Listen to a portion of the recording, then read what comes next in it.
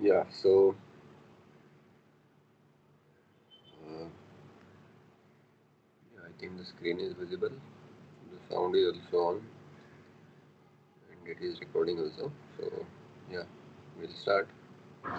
But yeah, maybe we'll wait for some 4 or 5 minutes. So if anybody is joining, we'll wait. Otherwise, we'll start. So maybe like 5 minutes more. We'll wait.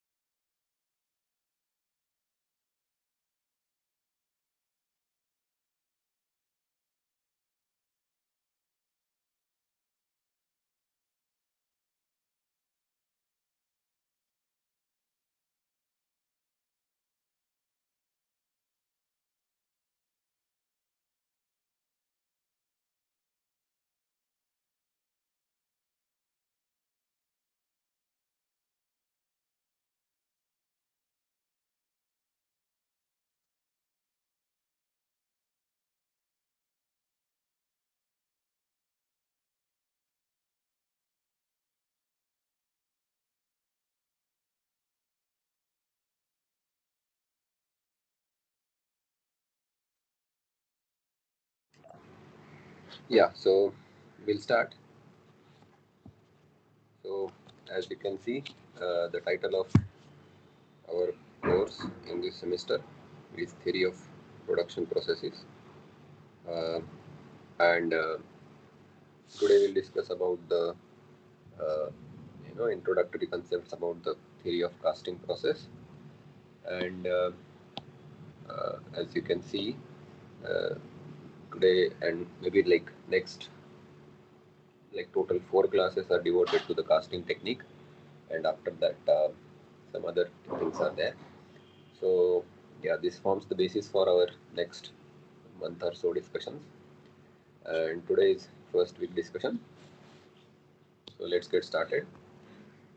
Then Yeah, before actually starting, uh, you know, as professor also mentioned in the class, our course, which is, maybe I'll write it once, the full title. So the course title is Theory of Production Processes. So the short form is TOPP, or TOP also you can call it. So as you can, I mean, as it was also given, also told by professor. So it is divided into three parts, three major categories. So one will be casting process, then we'll discuss about forming processes, and then I think welding. Yeah, the last one is welding. So each of these three headers will have 4 weeks of class time. And first we are starting with casting today. So we are discussing about the introductory concepts regarding the casting process. So you know the format that I typically follow for these type of uh, discussions is I I kind of revise what was discussed in this week one, because that is the context of our discussion today. And in the meantime, during the discussions of those concepts, somewhere in between we take also some numericals. It depends. So if some topics are numerical heavy, then we'll focus on numericals. If some topics are uh, you know more about the conceptual or theoretical concepts, that in that case we don't have much uh, numericals. So accordingly it is dealt with. So there is no hard and fast rule that will solve only numericals. So I don't follow that way, because I feel without any context of subject matter, just solving numericals, I don't know, maybe personally I don't feel that's a good idea. So let it be. So today we'll start with casting. So the first question is, what is casting process? You know, so the definition was given by professor in the class, formal definition. So I will not do it like that, but I will just give you a, you know, what do you say, uh, bullet points so that you can revise the concept. So casting, the most important thing about is uh, manufacturing of products in a single step. So this is the many, the most important uh, advantage or characteristic of a casting process. And typically we, you know, uh, I mean, if you look at other processes such as forming and welding and all, uh, there are like certain steps that are involved. It's not directly single step solution. In casting also, once you cast it, you have to do one last, you know, surface finishing, etc. But typically, uh, in casting, number of steps are very less, and sometimes in a single step also you can get the final product, because if you make the pattern or the mold, according to the required surface finish, you may not need to do the surface finishing also at the end. So that's why it is a very unique process when you can do everything in a single step. Uh, then there is one categorization of these different manufacturing processes. So one class of categorization is called as uh, additive, subtractive, or zero manufacturing processes. So casting process comes under zero process, because we don't add or remove the material. So whatever liquid metal you have, you put it in the mold, and slightly that riser volume, etc., which we will discuss in the next subsequent classes. Those things we typically remove, but typically casting is not additive, neither additive nor subtractive process. If you want example of additive processing, typically 3D printing, you know, is and also nowadays it is powder metallurgy. Those things are additive processes because you know perform layer by layer operations and you keep on adding the material, and finally you basically sinter them together. Okay, and then subtractive processes, large set of manufacturing processes come under this category. Anything including welding is also additive manufacturing process. uh, in subtractive you have surface finishing like machining, milling, cutting, etc., etc. uh, in some forming, yeah, forming typically is also zero because you don't add or remove anything. But yeah, when you talk about you know uh, subtractive processes, this machining, cutting, etc., comes into the picture. But okay, that categorization is also there. I just thought I'll briefly introduce to that. Other than that, sometimes casting is called as primary manufacturing process because you know uh, without casting, it's very difficult to do other secondary processes such as material removal or forming in some cases, because for forming you need ingots, right, or one basic uh, initial block of material to go with. So typically if you don't have that, you can't do forming. If you don't have two metal plates or something like that, you can't weld also. So therefore casting is sometimes also called as primary manufacturing process or basic manufacturing process, because it forms the building block of all the subsequent uh, processes such as forming, welding, etc., etc. Uh, and it is neither additive nor subtractive. It is a yeah, it's neither additive nor subtractive. Is it subtractive or subtractive? I think it's subtraction. So 1 second. Yeah. Okay, so these are certain characteristics of casting process. And then the next discussion point is okay, so this is all fine. Casting is very good and all, but what are the key advantages of casting?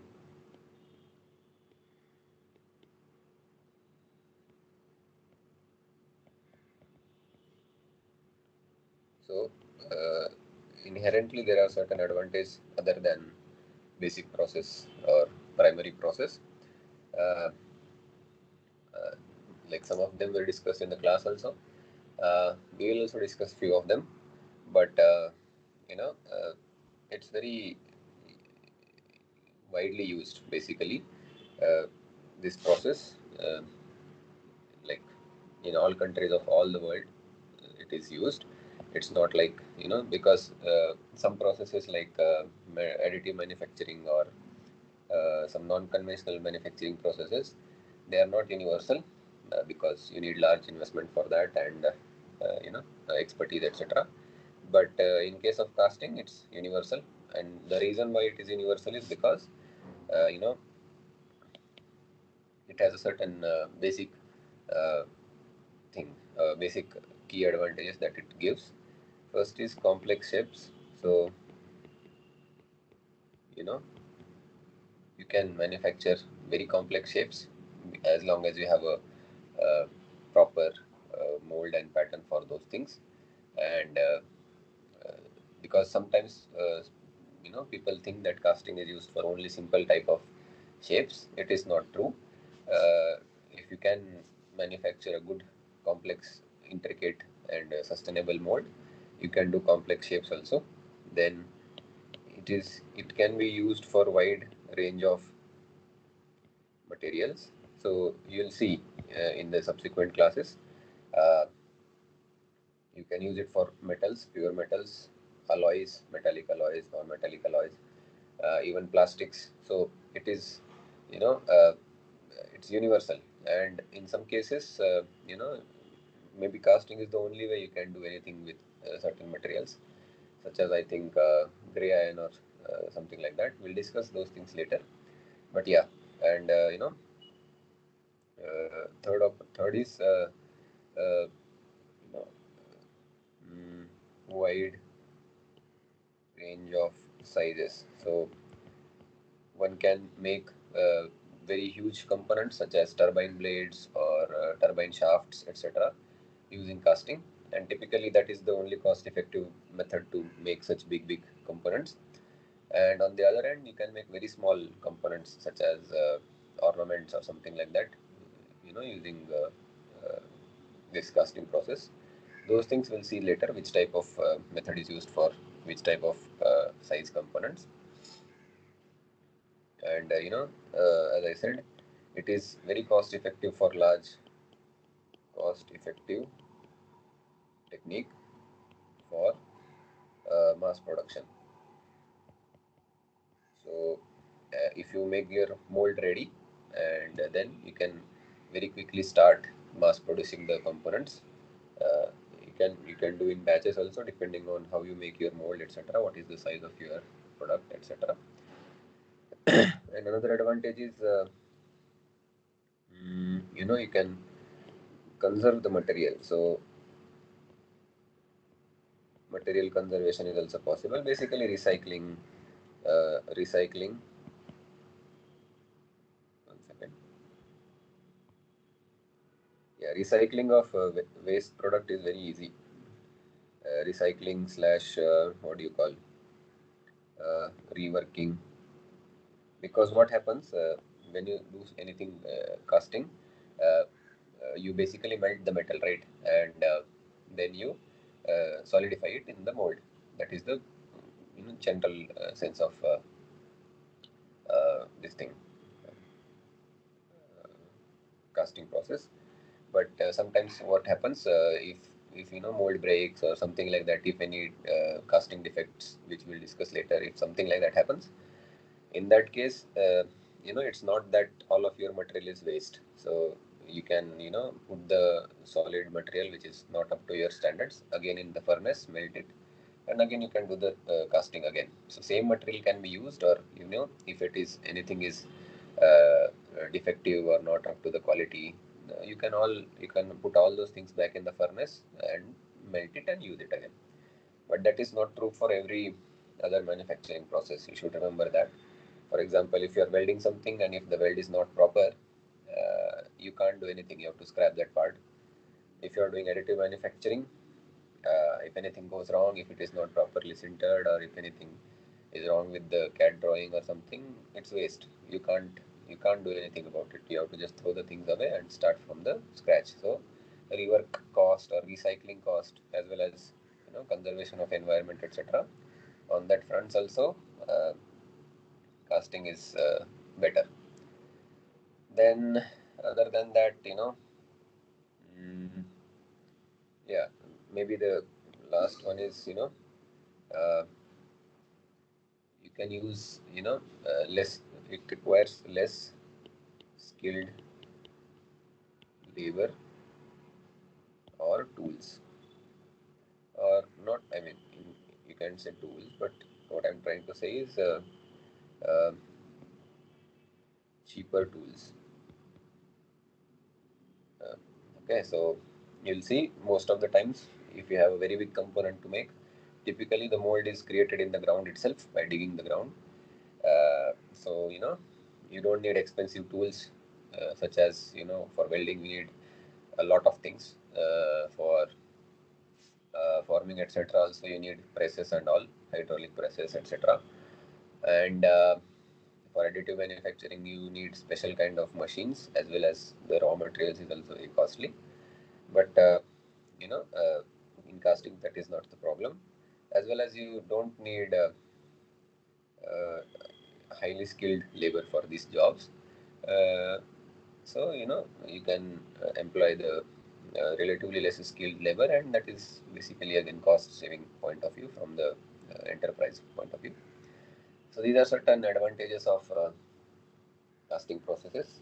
So there are, I mean, if you want to write, you can write 2-3 pages also, but that's not the point here. But I just thought I'll give you some bullet points so that maybe if you revise or if you want to appear for some interview or something, you can just revise this. And after that, professor discussed some historical things about the casting as to when it started, etc. But we'll not go there because that's, I mean, the history is there. If you are interested, if you are a history buff, you can read it. But other than that, it's fine. Uh, you should only remember that it is very old technique, and you know, it has been there since very long time. You know, as you can see, some bronze statues, etc. Every once in a while in news, it comes that in some excavation site they found something like this. So during those periods, only casting technique was there, and those statues or weapons or other military items like armors, etc. All those things are typically made using casting initially, and then maybe some machining or something like that. But yeah, casting is been there from a long time. And then in the 18th 19th century during the industrial revolution, some people made it formal, and nowadays it's very well established technique. So that's the brief history. You can go into details if you are into that kind of stuff. But yeah, so that is that. The next topic is regarding the uh, you know solidification. So uh, since we are talking about casting, it becomes important to discuss something about solidification. And typically, most of the casting processes deal with either pure metals or alloys. There are certain polymers also. I won't deny that, but in polymers, again, you can apply similar logic because in pure metals you have a fixed or fairly constant melting or freezing point. In alloys, it's not uh, constant; it's a range. 1 second. Yeah, it's a range. So maybe in polymers also similar analogy could be there, but I think polymers it's not that big of a deal because most of the focus is on metals or alloys. So certain things were discussed, and I think you have some questions in your week one assignments also from this. So we'll discuss briefly these things. So there is something called as Gibbs free energy, and it is not particular for casting. It is, you will find this term in many processes in the heat transfer domain because it talks about the tendency of your system to achieve the equilibrium. So if you have any system, let's say if you have a casting method, casting technique, and you consider that whole setup as your system, then uh, it is a characteristic of any system that it will achieve thermodynamic equilibrium, and at that point, I mean, in the equilibrium, you'll have minimum Gibbs free energy. So that is the tendency of your system, and Gibbs free energy is an indicator of achievement of equilibrium or not. So whenever Gibbs free energy is minimum, you call it as equilibrium condition for your system. Okay, so that is the case, and uh, for any feasible process or for any possible process, change in Gibbs free energy should always be negative. So if let's say you want to go from point 1 to point 2 in your process, that process will be not physical, feasible only if the Gibbs free energy decreases in the direction of 1 to 2, from 1 to 2. Okay, so it's a kind of a fact or a standard result that for a feasible process, because see, if Gibbs free energy is not negative from point 1 to 2, then it violates second law of thermodynamics, and therefore you cannot have that process as a feasible process. So even if we are talking about Gibbs free energy here, the origin of this statement comes from the second law of thermodynamics, which talks about entropy, etc., etc. So for a feasible process, change in Gibbs free energy, typically it is written by delta G, is always negative, and this comes from second law of thermodynamics. I mean, one can argue that we are talking about Gibbs free, etc. But if you look at the derivation of Gibbs free energy, etc., it all starts from the second law, and that is the genesis of this statement. I think you have directly this kind of questions in your assignments, theoretical questions, and if you have studied thermodynamics, the Gibbs free energy is written typically as enthalpy change minus T delta S. Delta S is entropy change for the process. And if you want to write it as a point function, so if you want to find the Gibbs energy at any particular point in your process, it is nothing but like this. Okay. So then there was one small important concept which we should also pay attention to. So sir has said that if you have this melting point for particular uh, let's say pure metal, because otherwise if you consider alloy they have melting point in the range, but that's not the point. So you'll have something like this. Oh, sorry. So there will be two curves, and maybe I'll use another color. So something like this. So they will intersect at one point, and that point is your melting point, and this is your liquid line, and another one is your solid line. So we are talking about solid to liquid because in casting mostly that happens. Liquid to vapor we don't consider. This is your Gibbs free energy axis, and that is why you'll see above melting point. So if you're talking in this region, the you know you want to decrease the delta G, right? The objective is always to have decrease in your delta G, and that will happen only when you go from solid to liquid. So what I'm saying here is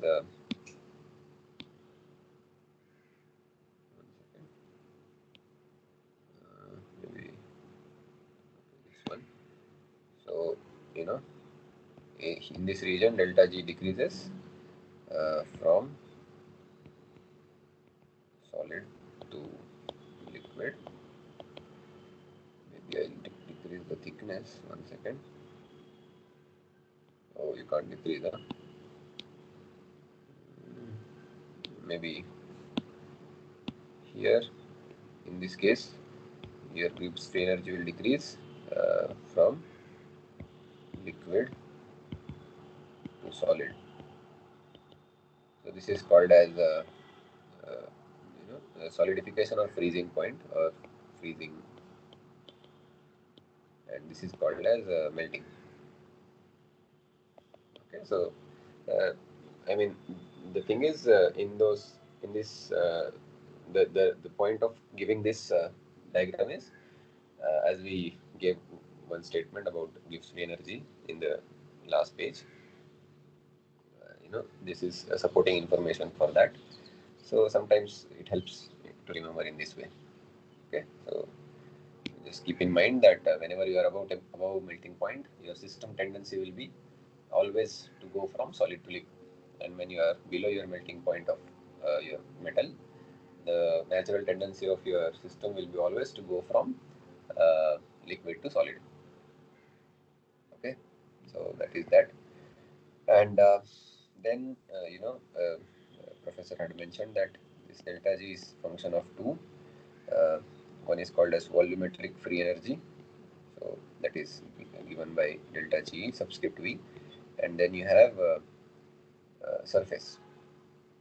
So this is volumetric free energy, and this is surface free energy.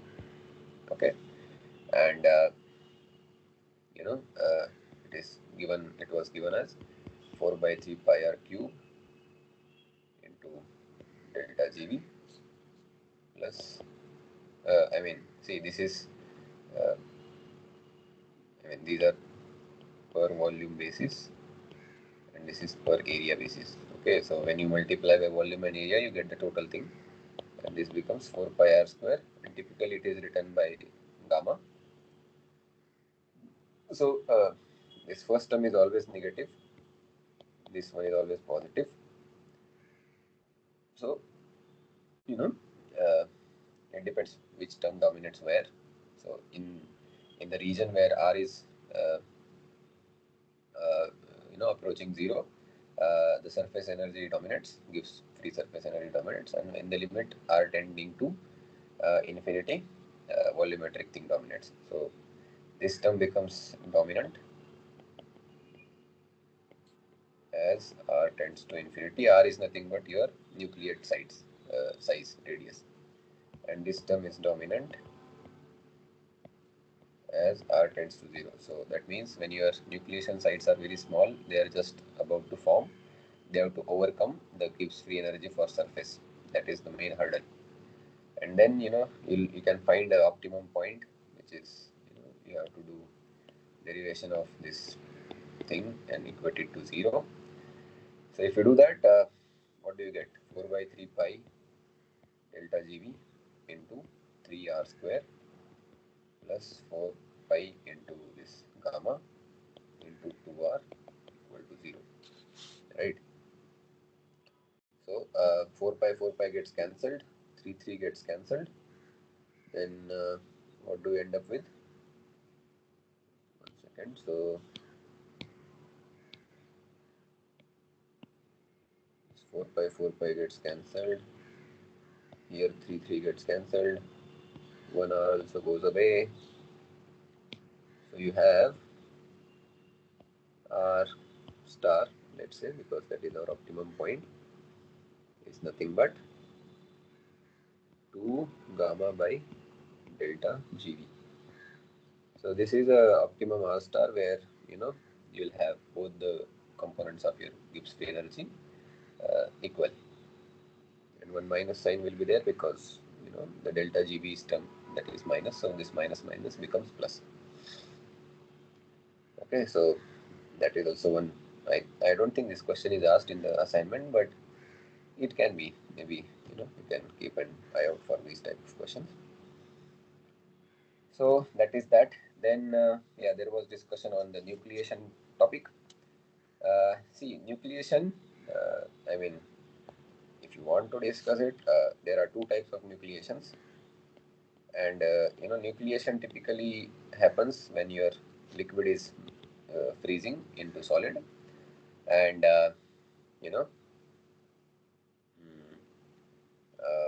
nucleation means, initially you'll have, when your temperature is well above melting point, you'll have all the liquid in your domain, and then you start decreasing the temperature, or making it cool by interacting with cold fluids, or just ambient heat loss. In that case, what happens? Uh,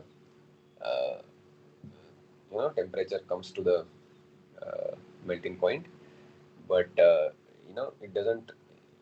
The solidification doesn't start instantaneously. Uh, there will be some subcooling at the walls of your container, slight subcooling because of heat loss to the ambient, and then at your walls, typically this freezing starts, and phase change initially happens there, and that is called as nucleation site. And this liquid to solid, when that phase change happens, energy will be released, enthalpy of what do you call enthalpy of solidification. So that enthalpy is released, and then again the temperature increases from the subcooled part, and then after that the temperature more or less remains constant for alloys, and for liquid metals, and for alloys it becomes mushy zone. Those things were typically discussed in the class. Then in case of nucleation, it is of two types. homogeneous and heterogeneous. But trust me, this is only the thing that you get in practical systems. Whenever you do any solidification or anything, it will be always heterogeneous. The reason is, first of all, you have a wall, because whenever you do solidification, your liquid metal or liquid will be in a container, which will be solid. So there will be always liquid to solid interface at your boundary, and within the liquid also, it will be never 100% pure liquid. Okay, so there will be certain impurities which you cannot remove. Even in your RO water, there is certain impurities in ppm which are there, but that is a tolerable limit, so no problem. So in practice, everywhere you'll have heterogeneous nucleation, and it's a very, you know, uh, very big area of research. Many people are still working on that. I mean, they have started since a few years back, and they are still working on that to figure out how it all happens. But it's all random, so not yet uh, sorted out. Okay, so keep that in mind. And yeah, then what happens? Since you have typical nucleation sites at the uh, you know uh, more probability of nucleation sites at liquid solid container boundary. So I'm not saying there will be no nucleation inside the liquid metal. It can be, but more probability or more number of nucleation sites are typically observed at the boundary, and then from there your solidification starts. And yeah, uh, in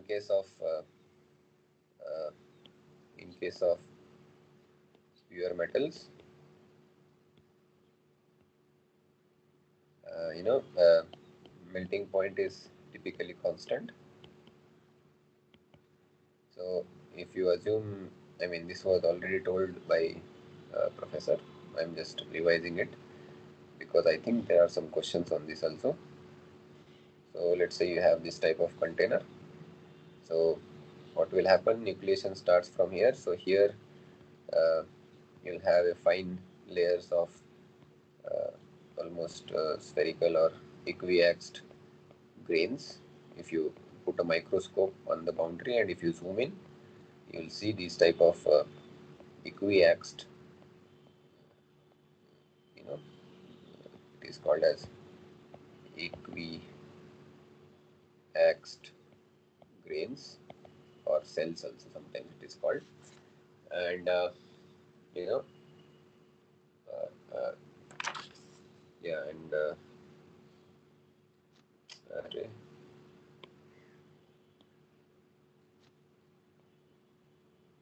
Yeah, if you, this will be your T versus time. Okay, so with respect to time, and this is your Tm, melting point. So for solids it looks like this, and you'll have some equiax grain layers. But then what happens, because of this release of latent heat of freezing or solidification, this bulk of this liquid metal away from the boundary is more or less at constant temperature, and then you'll have growth of your grains. So they won't be like, uh, they won't be equiax. They typically become columnar like this, random. Okay, so there is no like pattern or anything. It is all random, and it's not like only one layer of equiax grains will be there. There will be like certain number of grains. It depends on your material, the cooling rates, temperature difference, etc. So that is the main thing. And uh, so these are like large columnar grains inside.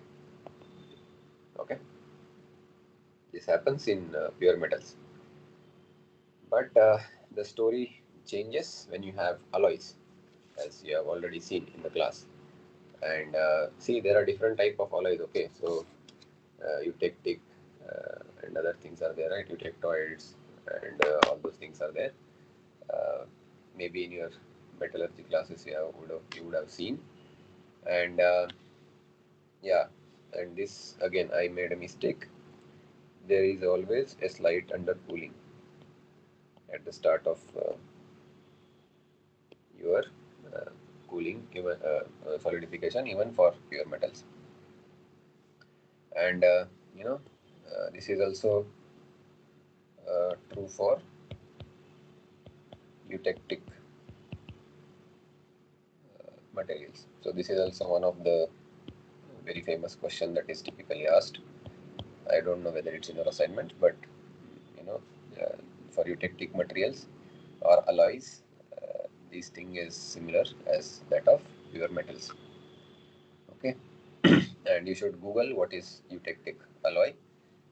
So I'll give you the one-line definition that if you mix A and B, and if it forms a eutectic alloy, then the melting point of eutectic alloy will be lower than the melting points of all its constituents. Here it is A and B. Okay, so that is the definition of eutectic alloys. Okay, and then there is something called as skin thickness. So as I said, this grain formation process is not instantaneous; it happens over time.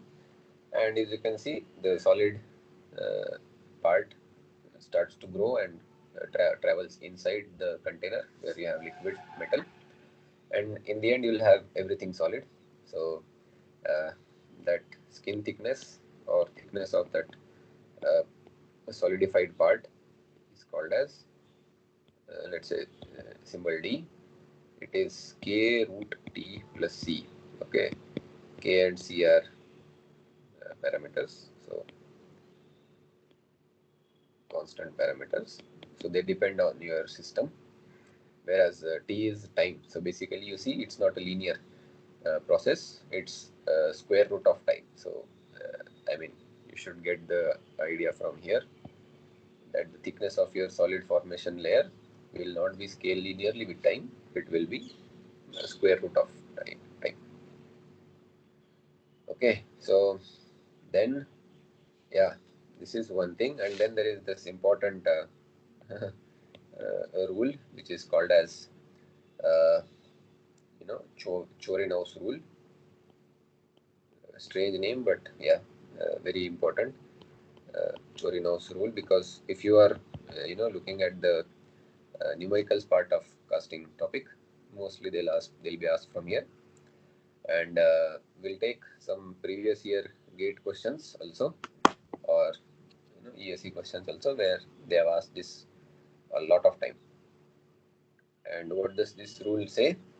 This rule says your solidification time, which is T, is directly proportional to your volume of your uh, substance and the surface area available and the square of it. It's not a linear relation.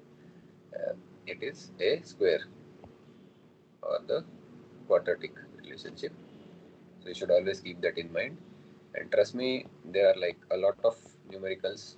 I mean, at least if you you want to study numericals from casting topic, most of them are from this formula only. So let's go ahead and take some numericals. I think one such question is in your assignment also for week 1, but we'll take slightly difficult one. So yeah, this is a previous year gate question, data entry, 2 marks. So they have said the question is,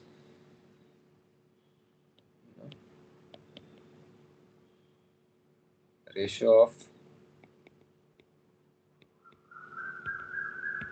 solidification time for cylindrical casting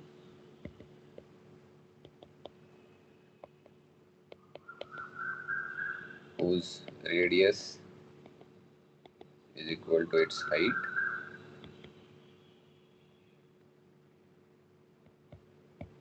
that of a cubic casting. So basically you need to compare two things, and they typically ask you to compare things only because this proportionality constant is typically not that easily available.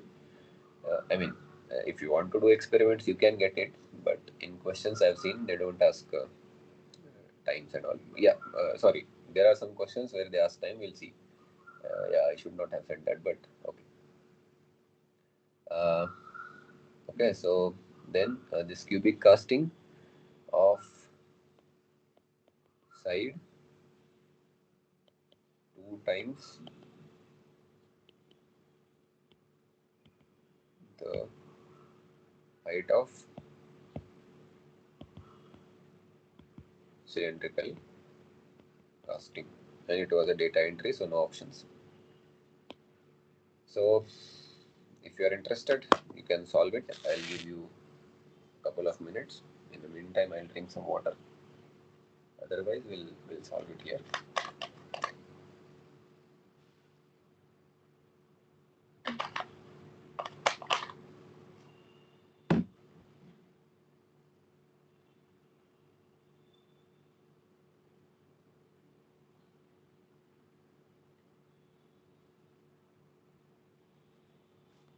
So this is like the toughest one I think that I have come across.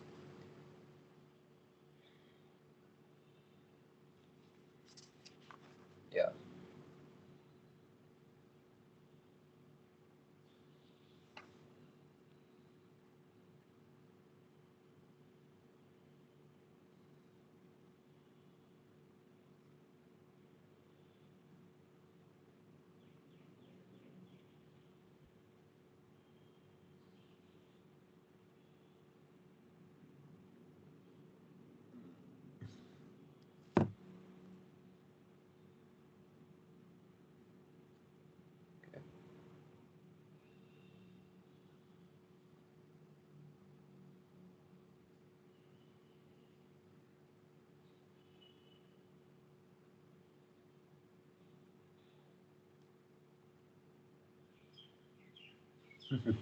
I gave one question and one person left the meeting.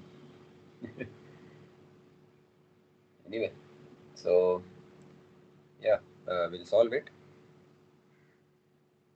So first of all, you have a cylinder like this, and whose radius is equal to its height. So the drawing is not up to the scale. Forgive me for that, but you understand, right? R is equal to H. That is first, and then you have a cube. So my drawing is not up to the scale, but you can assume, let's say the side of the cube is A, and they have mentioned that the side of cube is 2 times the height of the cylindrical casting. So let's say it is 2H, and now they are asking what is the ratio of solidification time. So let's say this will denote by Tc, and this is cylinder and cube, right? So okay, we'll call it as sil, and this is cube. So they are asking cylinder to cube. So they are asking what is the ratio of cylinder time, solidification time of cylinder to solidification time of a cube. And from Chauvinot's rule, this will be equal to volume of cylinder divided by surface area of cylinder whole square into, now it will be ulta because the cube is in the denominator, a surface area of cube divided by volume of cube whole square. So now you need to find the volume of the cube, volume of cylinder, and we know the standard result, it is pi r square h. And then you need to find the surface area of cylinder. Now that is the tricky part, because cylinder will have one curved surface and two circular top and bottom surfaces. So the curved surface area will be to pi r into h. Okay, that is your curved surface area, and then you'll have pi r square, the top surface, and again the bottom surface. Okay, so this is only regarding your cylinder. And about cube will have 6 sides, so 6a square will be its total surface area. Volume of the cube is a cube, and this both terms will be squared. So the cube is good because a square gets cancelled, only a remains. From here, you know, you can cancel pi because it is in all the terms. Yeah, then what remains? So you have r square by h, then rh, 2 is there, plus 2r square whole square, 6 by a whole square. Okay, so now convert everything in terms of h, because you know, we want the ratio which is just a number, we don't want any expression. So we know r is equal to h, so this becomes h cube, this becomes 2h square plus 2h square whole square, and a is equal to 2h, so this is like this, a equal to 2h. So now what do you have? You have h by 4 whole square, and then you have 3 by h whole square. So this is h square by 16 into 9 by h square, so basically 9 by 16, and that if you see 80 10 6 4 2, so I think 0.562. You can verify this also. Yeah, it is 0.5625. So for this case, your cylinder will cool or solidify very fast as compared to your cube. Okay, so that is the key takeaway. I mean, this implies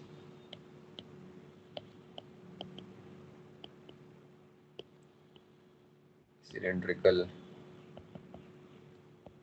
casting will solidify 0.562 times faster than that of cubic casting. Okay, so that is the whole conclusion or the moral of this story. Okay, so these type of problems are there. We'll take some more because this is the only only topic from this area where you could have uh, numericals. Other things are all conceptual or fact based kind of things. You'll have some numericals in your this thing also in the subsequent classes when we'll discuss about maybe gating system. There are also some numericals there, but that comes later.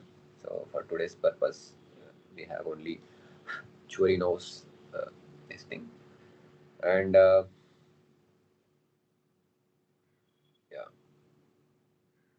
So we'll take one more problem. This is also previous year gate question, and this was asked in the same year in a different set. Okay, so here you have a cube and a sphere. Cube and a sphere, both of volume 1000 cm cube.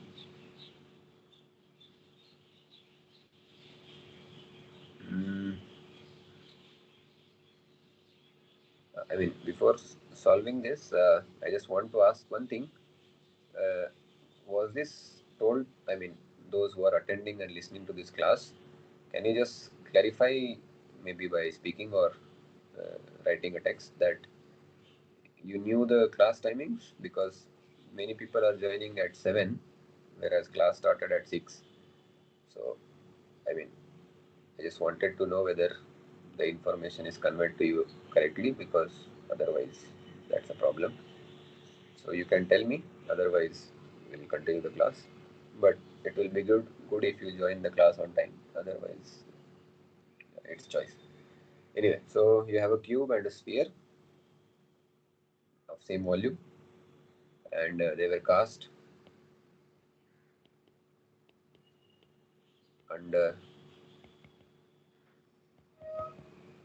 identical conditions. Okay. The time taken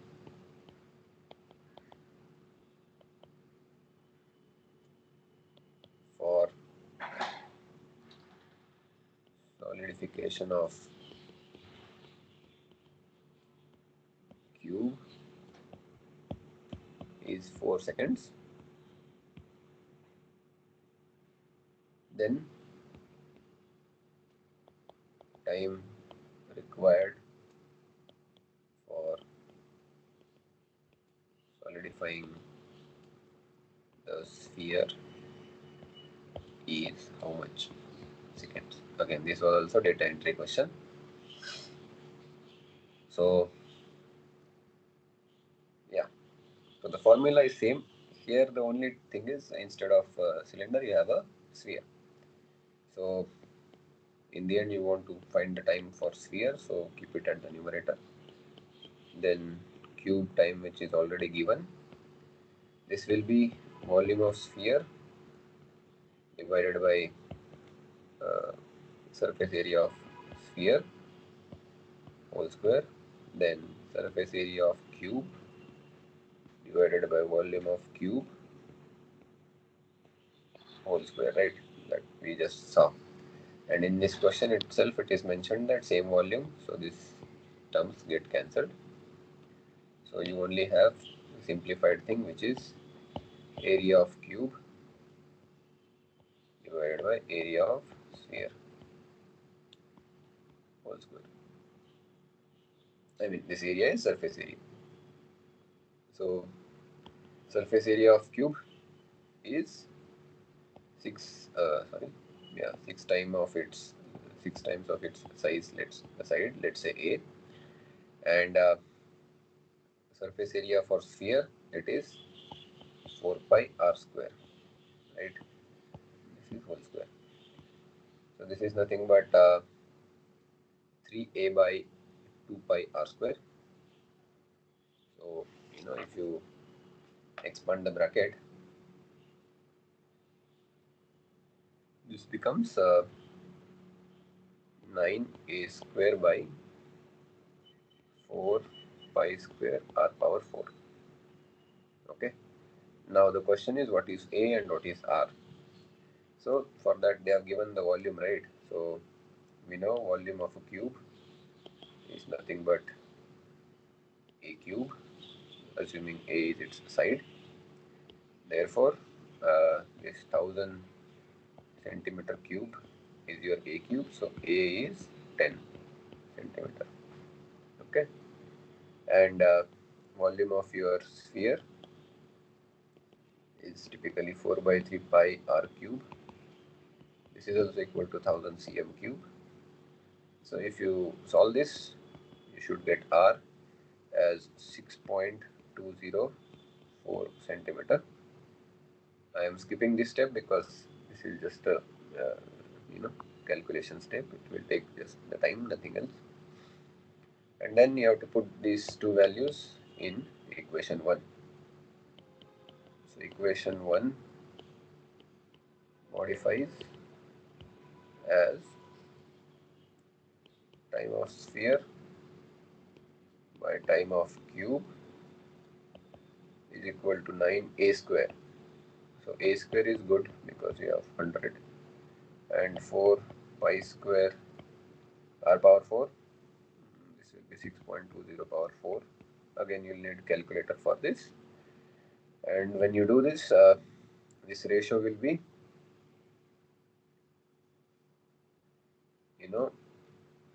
maybe maybe I'll calculate it.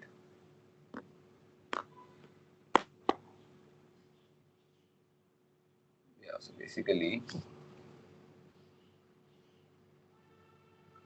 one second. Yeah.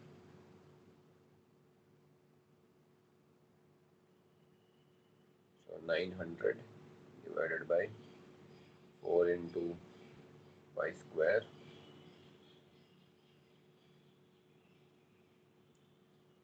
into 6.204. 6.204 raised to 4. Okay, 1 second.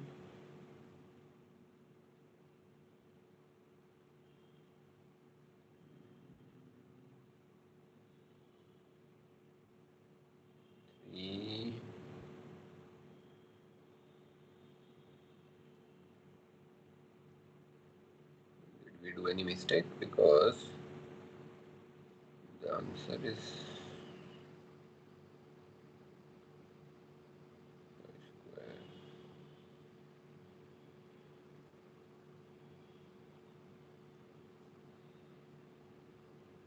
6a 4 pi r square. Oh, it is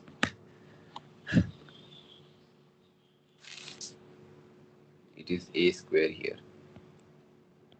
This is a power 4 because one side surface area is a square, so 6a square. Yeah, then it should be fine. So basically into 100. Yeah, so this is 1.539.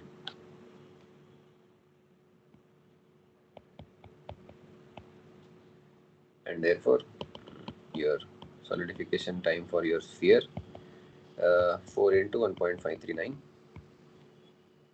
so it should be 6.155 seconds. Okay, so typically sometimes what students think that sphere will always cool down faster as compared to other geometries for same volume, but that's not always the case. It has to you have to solve this. You cannot just guess these type of problems.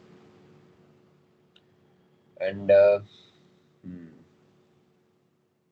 maybe we can take one more because see, I'm telling you this formula is easy, but the only mistake or some points where students commit mistake is the point where when you take the area, for example, in the last problem when it was a cylinder, uh, students forget the top and bottoms circles, something like that. So if they give you cone or something, so you have to remember that you have to consider the whole surface area, not only the curved or anything, the whole thing. Okay, so one last problem we'll take, and then maybe we'll discuss some other concepts which are theoretical. So yeah, 1 second.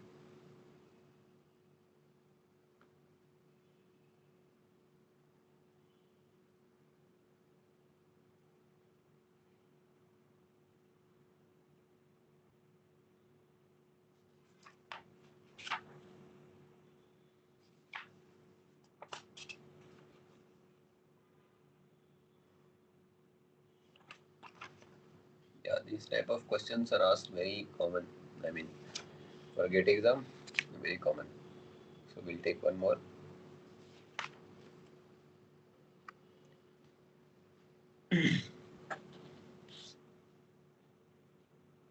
Yeah, so this was a multiple option question, but again, I mean, you can just solve it. So it is given that a sphere and a cylinder of equal volumes are separately cast under identical condition. Yeah, that is, even if they don't say this, that is assumed. because otherwise you can't use the formula.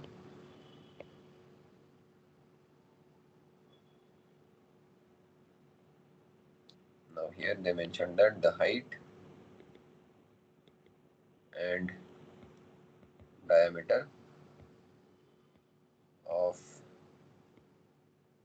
the cylinder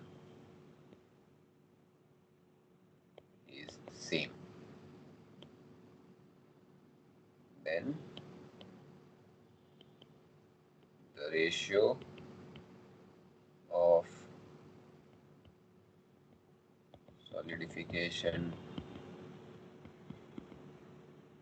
time of sphere to cylinder is. So yeah, I mean this is similar to what we did, but here the trick is there are no numerical terms, so you have to again go back to the uh, solving thing. So again you have cylinder. Now here that in the first problem R was equal to H.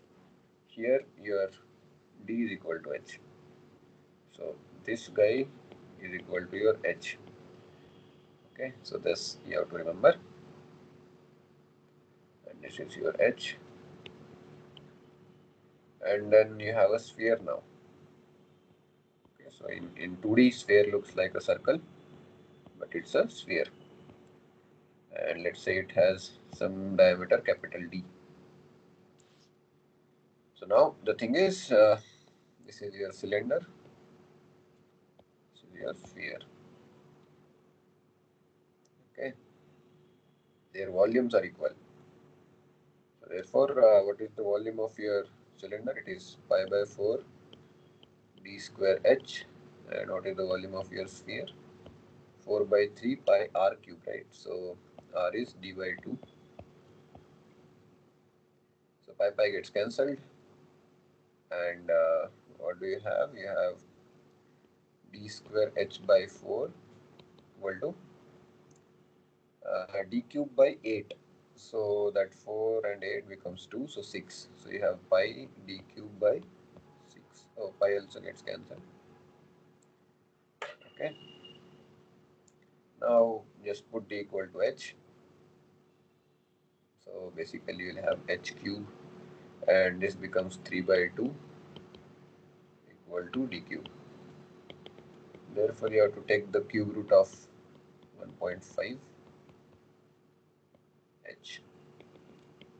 If you do that, let me just do it.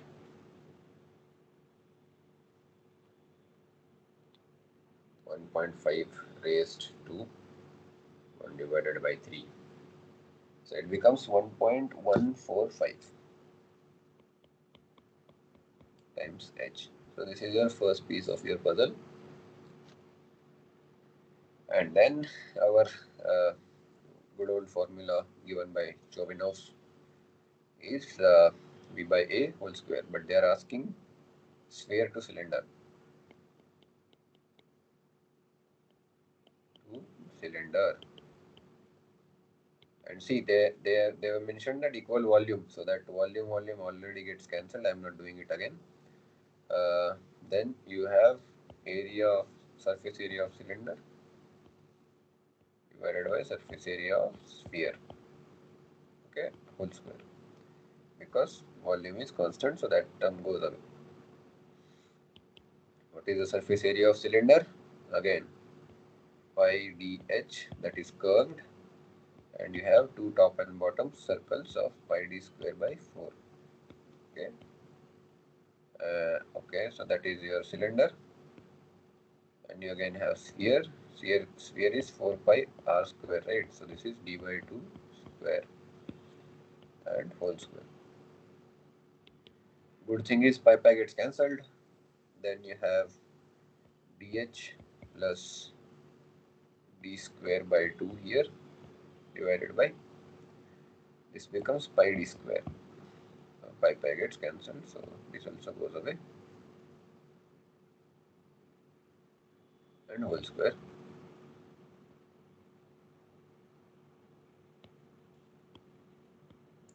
Now put d equal to h, so you have h square plus h square by 2, and d is 1.145 square h square. So h square gets cancelled. In the numerator you have 1.5, and the square of this guy is, oh sorry, 1 second.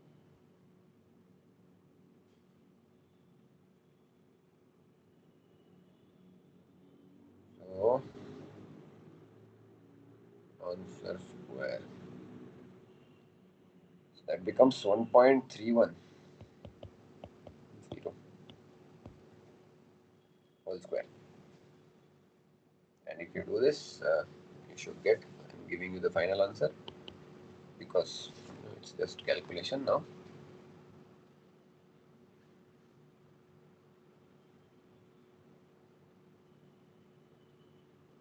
Second.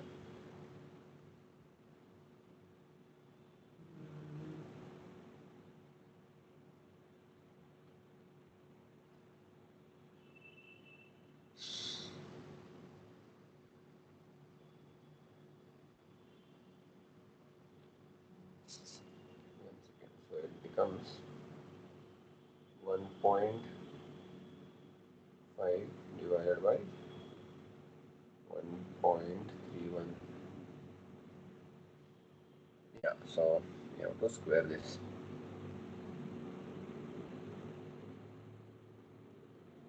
So 1.311. Yeah, and this is your final answer.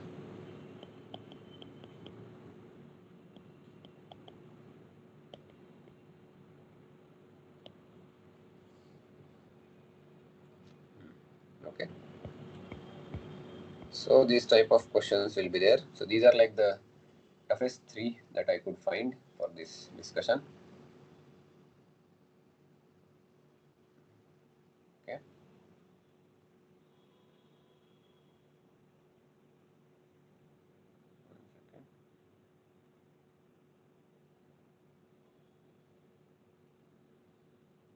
Yeah. So that is the most of it for this Chorinov's formula. And yeah, I mean, I'm sure you'll have some problems in your assignment on this. Then let's go back to the next discussion on theoretical concepts. You know,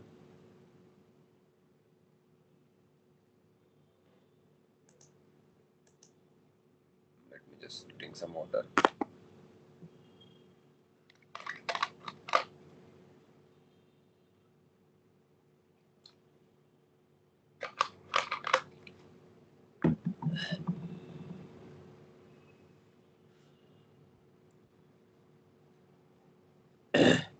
You know, yeah. After this, there was some discussion on uh, you know this thing. What you call mm, alloys, solidification of alloys. Uh, yeah, and this Chorinov's formula, I think it is only for pure metals. Okay, don't use it for alloys, but I'm not sure. In some exams they ask for alloys also, but strictly speaking it should not be applied everywhere. Anyway, so then the next concept was constitutional supercooling or undercooling, and this is one interesting thing that comes during the solidification of alloys. So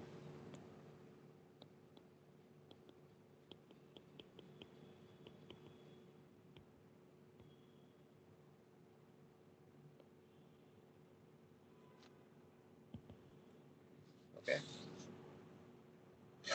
this is called as constitutional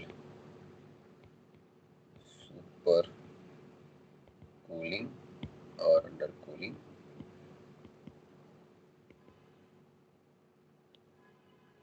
And this happens only in alloys. Okay, this is not a observance. I mean, this phenomenon is not observed in pure metals, and this basically happens in a. I mean, there is a special reason behind this, uh, and it is not only for alloys; it is applied for multi-component systems also. Uh, what happens occurs when temperature of the liquid ahead of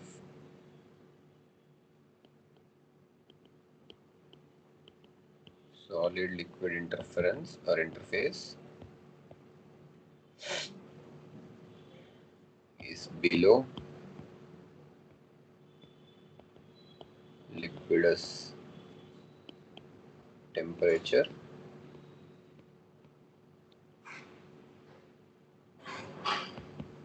I mean, and which, like, this liquidus temperature is the temperature at which solidification starts for the given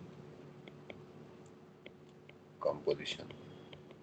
Okay, so this doesn't happen in alloys, pure metals. It happens only in alloys, and the reason is the difference in solute concentration.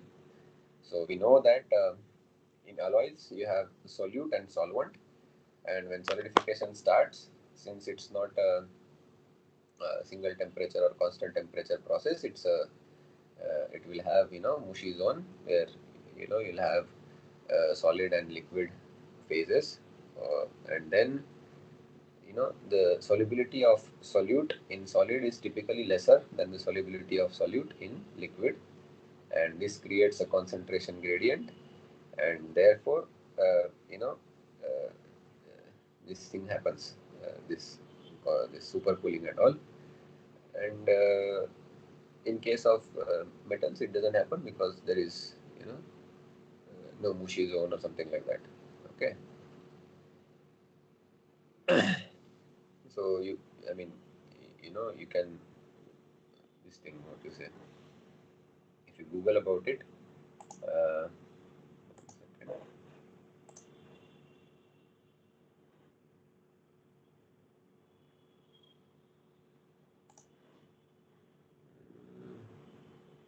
yeah, I had seen it somewhere, but I don't know. Yeah, but the main thing that is for our importance, because of this, what happens? Uh, Dendrite formation takes place after equiaxed grains or grain layers at the uh, container boundary. Oh, I mean, not, I mean, see, it is confusing. This English language is slightly confusing. So, dendrite formation takes place after equiaxed grains layers at the, uh, I mean, okay, I'll just draw it rather than writing it because this English is confusing. So, as you saw in case of this guy, pure metals, there will be some equiaxed grains like this, So, this is same for alloys also. But alloys, what happens? Maybe I'll draw it slightly faster because we don't have that much time.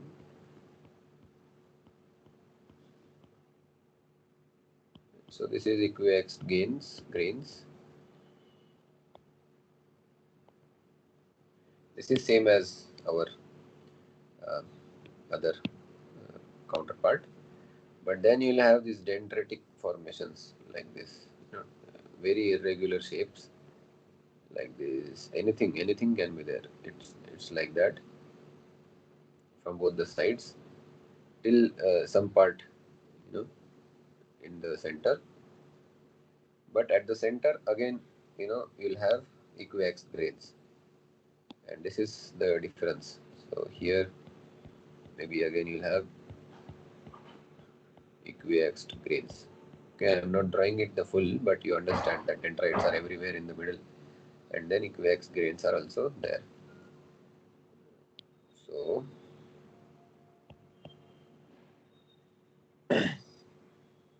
these are equiaxed dendritic grains, and these ones are called columnar dendritic grains. These guys are, oh, I used another color. 1 second.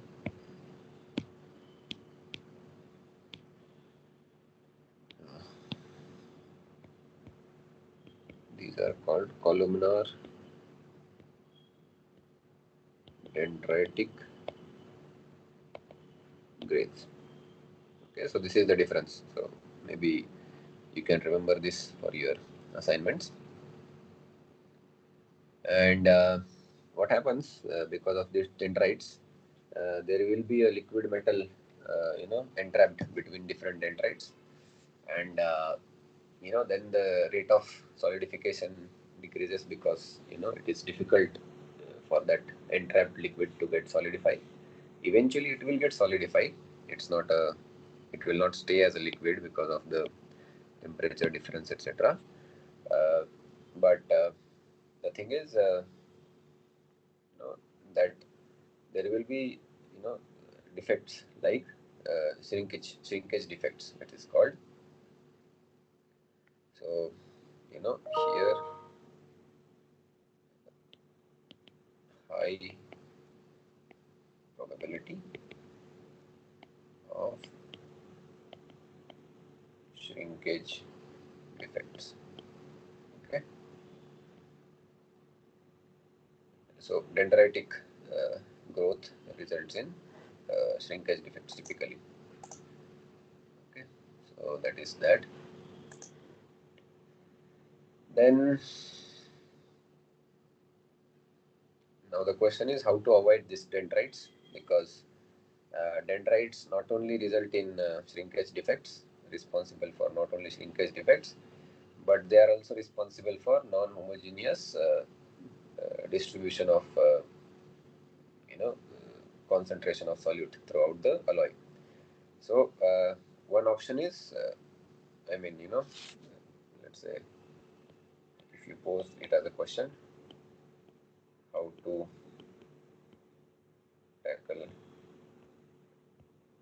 dendrite growth in solidification of alloys. So there are two ways. One was already discussed in the class, which is using suitable nucleating agents. So what they do is they basically reduce surface tension at different places in the liquid alloy, and then the nucleation starts, and it is like a homogeneous nucleation. Homogeneous nucleation is not a real thing, but it is somewhat like that. So that is one thing. And another thing that could be done is heat treatment, using heat treatment. So let this alloy solidify first, and then you can do some heat treatment process uh, to reduce these defects or stresses, residual stresses, etc., which are forming because of columnar dendritic grains. Okay, so these two things could be done. Then there was a discussion on the CFR, which is called as central feeding resistance central line feeding resistance. Okay, but remember it as CFR only. So what happens? This is maybe when we'll discuss the gating system, etc. You'll realize that there are certain uh, defects in your casting process, which is called as cold shuts, etc., misruns, etc.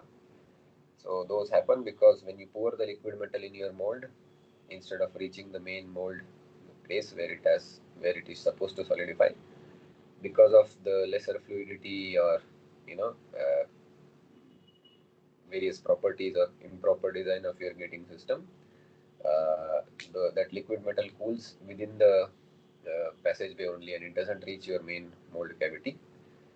So there, that's a problem, because then you don't have, I mean, the casting is not happening at all. And even if it does happen, the middle part where your main casting product should be there, it will be empty. So that is cold shut. Oh, 1 second. What did I do? Oh, sorry. So that is there. And yeah, so CFR is nothing but uh, it is a ratio of time required to solidify at center of the mm, mold, or what should I say, center of the component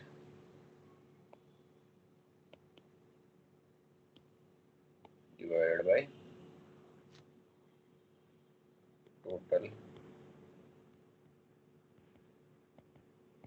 solidification time.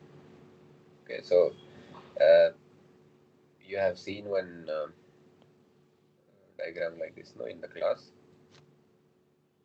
Okay, so like this. Okay, and this axis is nothing but distance from the what do you call, distance from your container boundary, and this is your center line. Okay, this way, and this is start and end. Start, end. This is also start and end of your solidification process. So here you can see your container boundary. Uh, the solidification starts and ends faster there as compared to, and I think this is time axis, as compared to the core or the center line, where it takes more time. So if you do the numbering here, I think there is one question in your assignment also regarding this. So if you if you number it like A, B, C, D, E, F. So here CFR is nothing but BD, how much time it took for solidification at the center, and total time is EF. Okay. So this is classic definition of this term.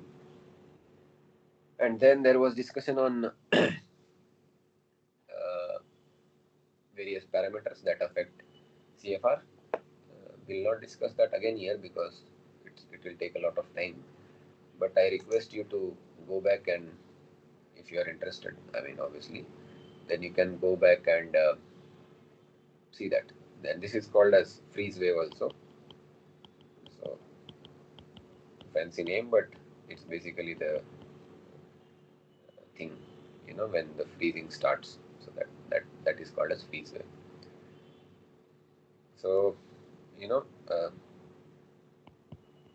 CFR, if it is larger, it is not good. That is the first observation, that higher CFR, higher chances of mold sheds, etc. Higher chances of casting defects. Okay, so your goal is to reduce the CFR by doing proper pattern, proper gating system designing, etc. And also properly studying the fluidity of your liquid metal and how much superheat we should give so that this cold shot, etc. it doesn't happen. It depends on a lot of parameters. We'll not discuss that because again we don't have that much time. But the thing is, you know, first of all, it depends on certain material properties such as fluidity, thermal conductivity, superheat, how much superheat it was given, etc., etc. And it again depends on the gating system properties such as the length of your, you know, inlet thing, diameter, bends, pressure inducing components, etc. So all those things play important role. Again, it also depends on the surface texture of your gate and your casting or mold. If it is smooth, then less chance of those things happening. If it is rough, then it will be more probable. The CFR will be high, and those things are there. And then finally, there was some discussion on the fluidity, which is also very important concept. Fluidity of liquid metals. So, you know, uh, again, uh, as I said, the fluidity is responsible for uh, various casting defects if it is not properly considered. And first thing that you should know is as temperature increases, fluidity also increases. Because we are talking about metals, typically fluidity also increases for metals as you increase or you keep on heating the liquid metal. Okay, and then there is something called as spiral fluidity test.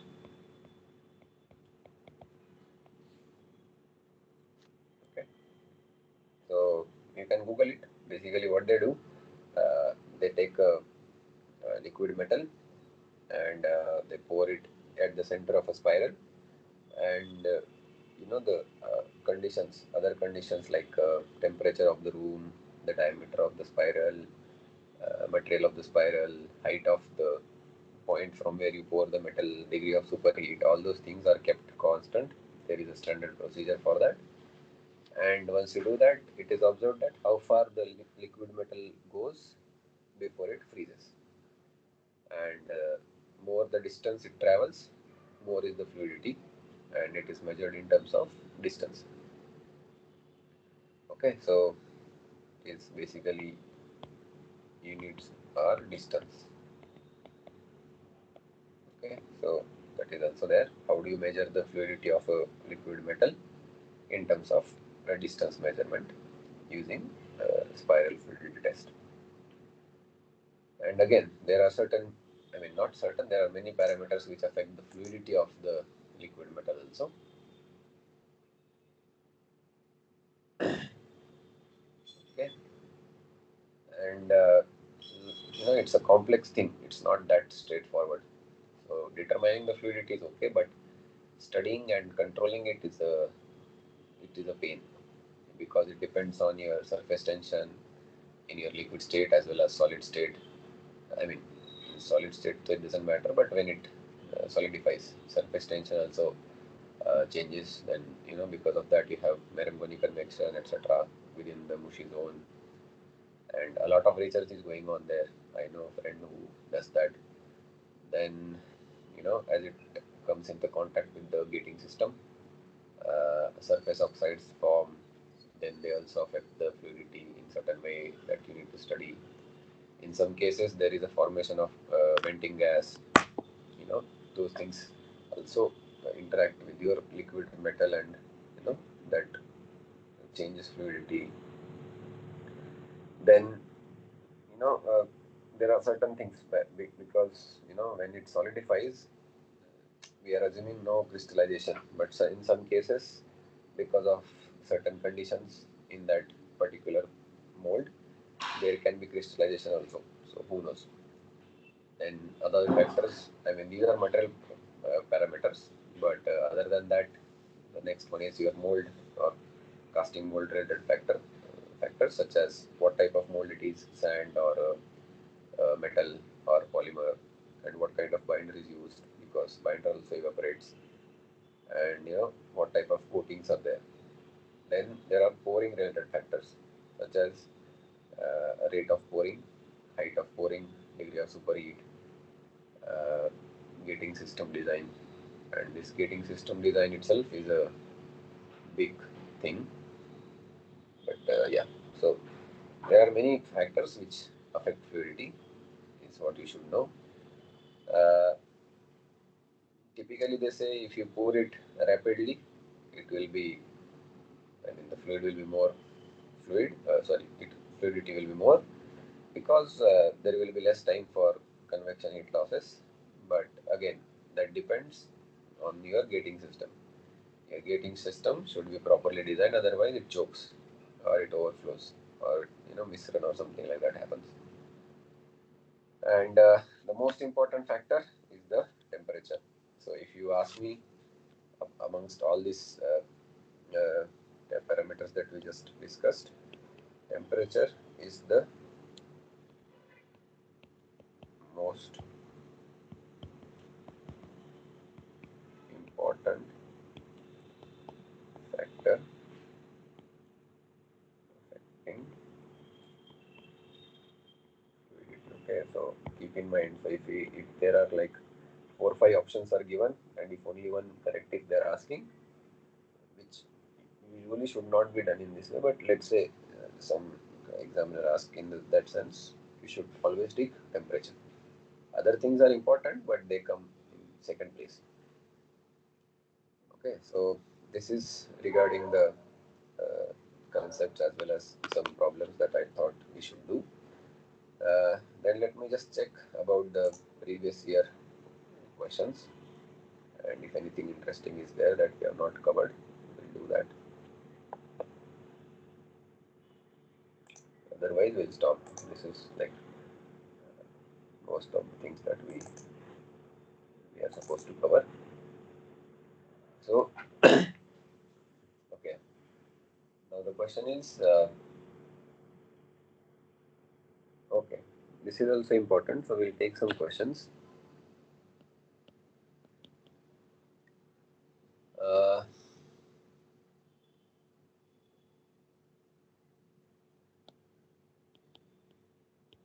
which of the following is correct regarding growth process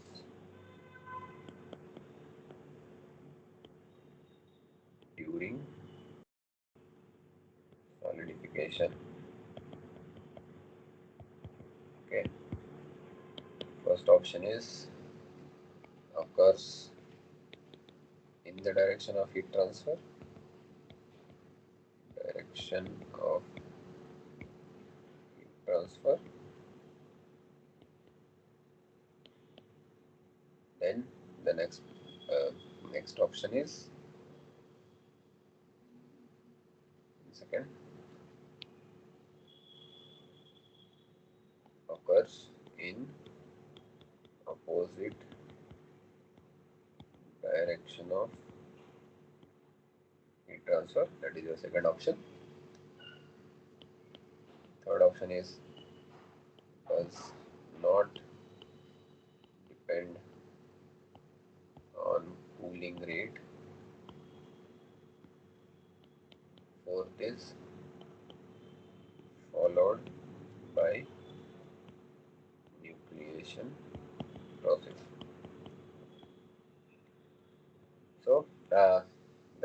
answer in this case is second option, because as I said, if this is your material boundary and let's say this is your center line of your solidification domain, some equiax grains are formed here, then maybe dendrite or columnar. Let's say we are talking about pure alloy, pure metal. So heat transfer direction is this, because heat transfer happens from your hot metal to the surrounding, and this is your growth direction. So they are always opposite to each other. Okay, so keep that in mind. So therefore, second option is correct. And then there are some questions like what is the ability of molten material to flow and fill the mold relatively easy before solidifying? That is fluidity. I mean, this is just the definition of fluidity. Cold shut defect in the casting. So, maybe I can write it here only. Causes defect such as cold shuts, misruns, etc. Okay, because everything frozen, you can't do anything. And then yeah, they're asking when in what kind of materials constitutional supercooling happens. And as I clearly stated previously, that it happens in alloys with freezing range. And if the range is large for a particular alloy, the chances of supercooling, constitutional supercooling, are also large. Okay, so yeah, then we actually covered almost all the topics. So yeah, so if you have any question, I think Majid is already there. If you have any question, you can ask me. Otherwise, we'll close the class in 5 minutes, and we'll see. I mean, we'll meet on the next Tuesday. Okay. So if you have any questions, you can ask me. Otherwise, we'll stop in 5-10 minutes.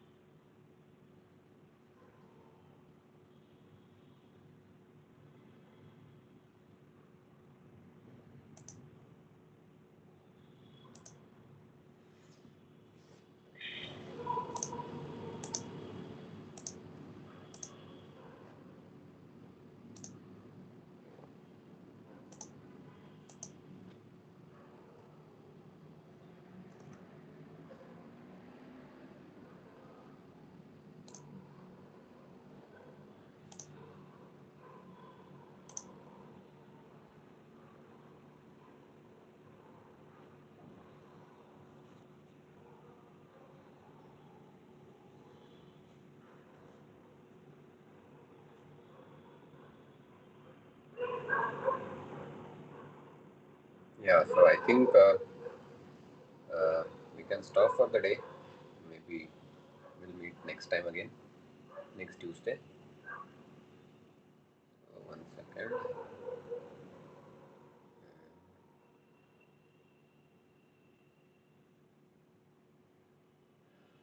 Hmm.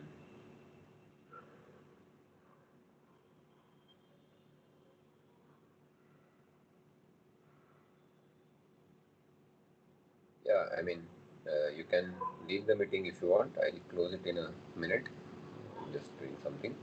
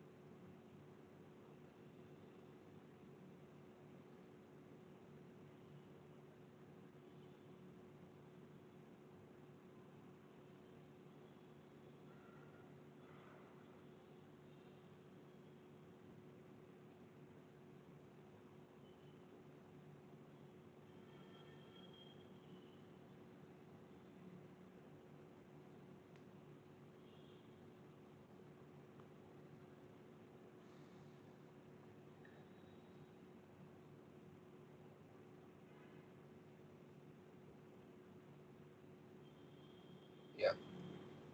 So, okay, so I'll share the notes, and these notes will be shared with you, but not from me directly because I don't have that access. But yeah, I think the NPTEL team will share the notes with you guys, and when they'll do that, I don't know. But yeah, so let me just explore the export the PDF. Mm,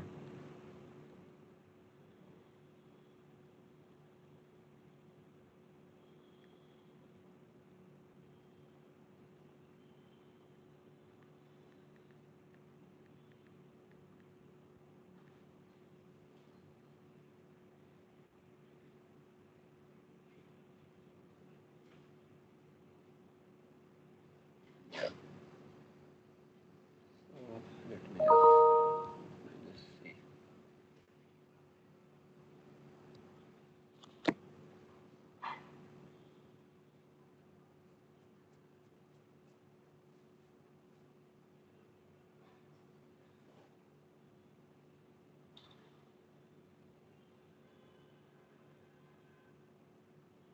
Hmm, 1 second. Yeah. Okay. Yeah. So yeah, I think we can stop the meeting. Mm, yeah, I'll stop presenting now, and yeah, we'll discuss more things because see, this was introductory class, so not many problems or not many concepts were there. But as the time goes, we'll have more things to talk about. Okay, so maybe it will become more interesting going forward. So yeah, we'll do that. In the meantime,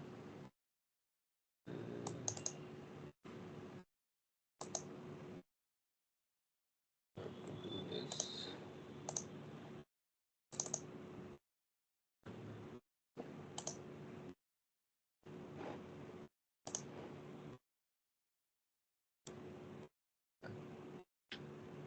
Okay.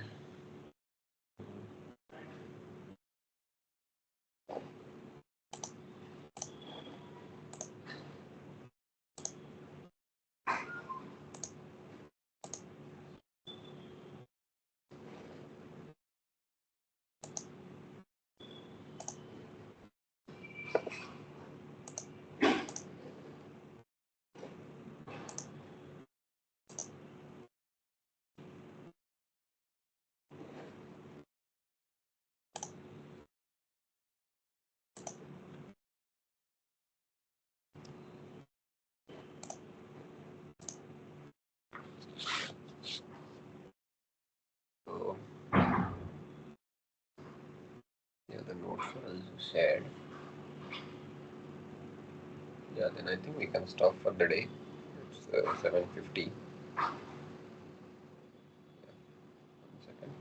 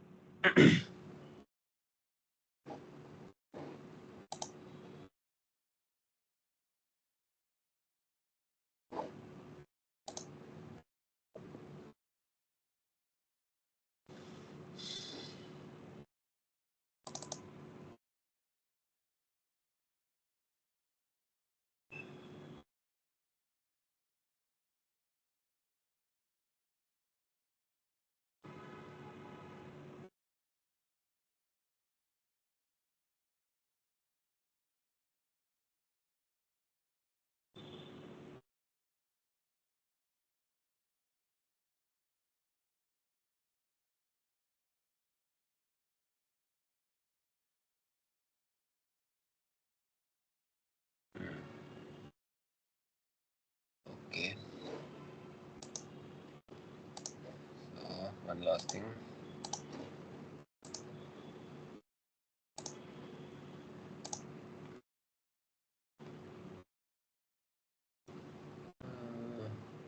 Transfer. So I have about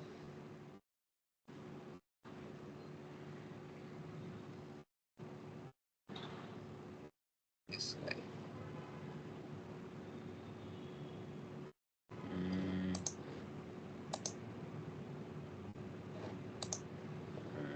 one second.